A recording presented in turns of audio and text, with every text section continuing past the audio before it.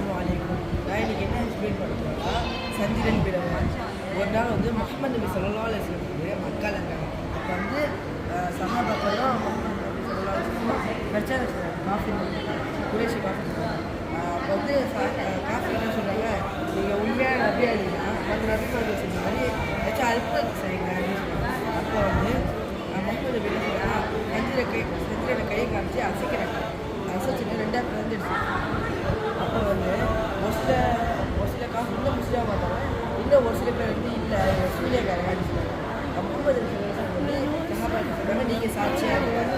இது குரான்ல இருக்கு, புகாரி ஹதீஸ்ல இருக்கு. அல்லாஹ் வந்து குரான்ல என்ன சொல்றாங்கன்னா, 54 சூரா கமல் 36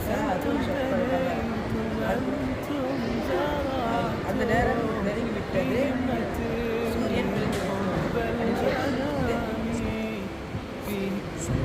சந்திரன் பிறந்து விட்டது அப்படின்னு சொல்லுவாங்க. அதே மாதிரி இப்போ முகமது நபி ஸல்லல்லாஹு அலைஹி வஸல்லம் இருக்கும்போது கேரளாவில் ஒருத்தவங்க சேர பெருமாள் அப்படின்னு சொல்லி ஒருத்தர் இருக்காங்க. அவங்க வந்து இந்த இது ரெண்டாக பிறந்துடுச்சுல, அப்போ வந்து சூரியன் மேலே தானே இருக்குது எல்லாருக்கும் தெரியல. இது ரெண்டாக பிறக்கும்போது அவங்க வந்து சேர பெருமாள் வந்து பார்த்து முஸ்லீமாக ஆகி அவங்களோட கபர் வந்து இதில் இருக்குது, ஓமனில் இருக்குது. அதே மாதிரி இப்போ நாசா கூட ரிசர்ச் பண்ணி இதுக்கு போனாங்களே, மூணு போய் என்னென்ன இது இருக்குது, அவங்க வந்து உடஞ்ச மாதிரி இது கொஞ்சம் டிஃப்ரென்ஸ் இருக்குது அப்படின்னு சொல்கிறாங்க.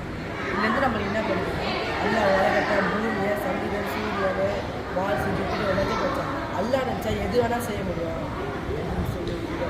அஸ்ஸலாமு அலைக்கும் வரஹ்மத்துல்லாஹி வபரகாத்துஹு.